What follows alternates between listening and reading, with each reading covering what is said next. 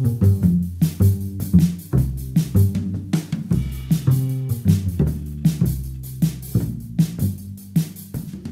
hello, Robert Heffernan with EndoTech, and this is Blockchain Vitals. It's our daily show talking cryptocurrencies, blockchain assets, things traded in the matrix. And I am a master endotechnician, firmly in the matrix when trading cryptos.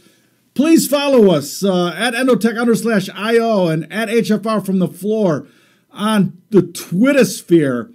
You know, it's hump day, Thursday. Well, this is actually Wednesday, which is hump day. But most people will watch us on Thursday, Hump Day in Cryptos. It's Thursday, hashtag Hump Day in Cryptos, because cryptos never sleep. They'll be trading Friday and Saturday. Very important here, though, Thursday is the last day of February, so we will roll the monthly fractal. All right, very important to see what's going on that monthly chart. And if you've been watching, you kind of see how this rolls now. We go shorter time frames to dailies, to weeklies, to monthlies. Things that we have enough data on, you can actually go to quarterlies, semi-annuals, annuals.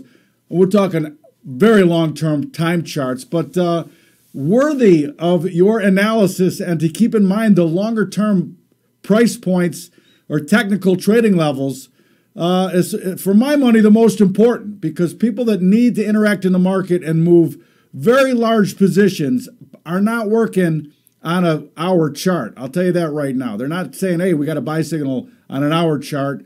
Let's buy 500 million worth of Bitcoin. Not happening. All right. They fractal out. They take a step back, like, you know, like you see the satellite imagery, you know, out. That's what happens. All right. That's how larger money moves in longer fractals. Anyway, let's do the rounds. I wanted to talk about a couple of things that I saw today. In particular, how doing the rounds. First of all, let me just plug the segment, right? Doing the rounds, my chance to talk about something I'm seeing in the news, a headline, something newsworthy. And this was the one that I just love it. I love it. Bitcoin is potentially disruptive to PayPal and Visa. An analyst says this, but an analyst with a pretty damn good resume, working for a company I've never heard of. So you know that.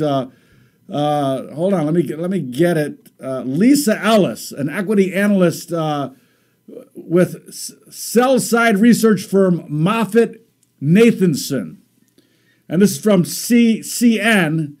And the article really goes to the point that especially PayPal just is saying, listen, nobody's using it yet. We don't really need it. I mean, that's what they're putting out. We don't need to really be worried about cryptocurrencies, blockchain assets, the freedom of money. The private payment system is making us a lot of money, and we think it's going to stick around for a long time because you're not seeing a mass amount of retailers use and accept cryptocurrency. Now, here my problem with this is yet. I mean, who wants to pay Visa or PayPal anything to secure their transaction? Now, obviously, if you're a business, you have to use somebody for credit card processing.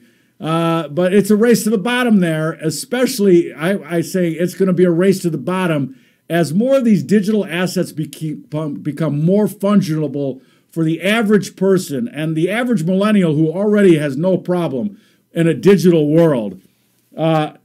Believe me, when they can just say, listen, I can do it for this for nothing or for next to nothing, why would I use Visa or PayPal? All right, and then the second thing that caught my eye, because we've been talking BNB this week, and so let's bring up that little thing, and it was a tweet from BNB, and it kind of really goes counter to what the PayPal CEO says. Yeah, there's not a lot here that are accepting the Binance coin, BNB coin, but it's not just one place or one thing. Some of the tweet threads that went along with this was I just secured my flight and hotel on TravelBit. Believe me, what technology does best is disrupt and tell people that think that they're safe, you better find another job. all right, because that's what technology does to you. And another, let's talk use case, because I talk about that all the time, and something has to be adoptable and used. And BNB here with an impressive use case of all the places that you can use the digital asset, that BNB coin. And you can change it for dollars or for yen or for whatever you want to change it into. Use the digital asset. Listen, PayPal, you need to open your eyes here because, you know, the world is coming to get you, the world of technology. All right, listen, let's take the vitals and talk about it. Talk about the price action. The blockchain vital sheet is up at EndoTech.io. And actionable trading information right there on that sheet. And right now, BNB trading 10.12, holding above that center line. A lot of these coins put in a fairly good doji day today. And we're going to talk about those other ones. But important for me here, let's talk this longer-term fractal in BNB. We had talked about the monthly moving average at 10.07. So right now, a first time that we were going to get a close above that monthly moving average if they can sustain this and maybe put in a little bit more of a rally on the last day of the month. But it's first time above the average this year for sure. And you got to go all the way back to October of 2018 when was the last time they had any trading price action above that monthly center line or moving average. And it'll be really interesting to see if we close them strong here, how these potentiality on these bands, how they get affected with the price action.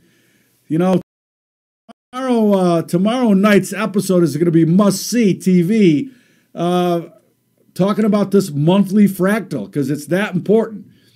So BNB, a little bit stronger here. Love to see, again, I'd love to see it close strong on the month. They got a great green monthly candle going right now. I mean, they opened the month down at, 635, almost doubled in a month here.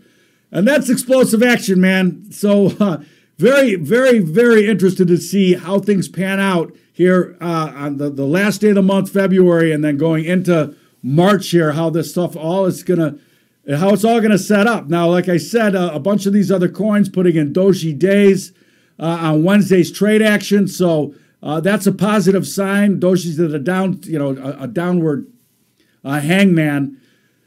Very, very, very interesting to see. All right, listen, I'm going to say goodbye to the YouTube crowd. In order to get the rest of the tradable information, you need to be an EndoTech subscriber. Please go to EndoTech.io and subscribe. Then you get the sheet, you get individual coin signals. There's so much that you can get from the EndoTech.io if you are legitimately trying to trade, trying to learn how to trade, or trying to perfect your trade. All those things can be found at EndoTech.io. Help in all of those regards. All right, listen, see you later, YouTube. Let's continue on with Hump Day.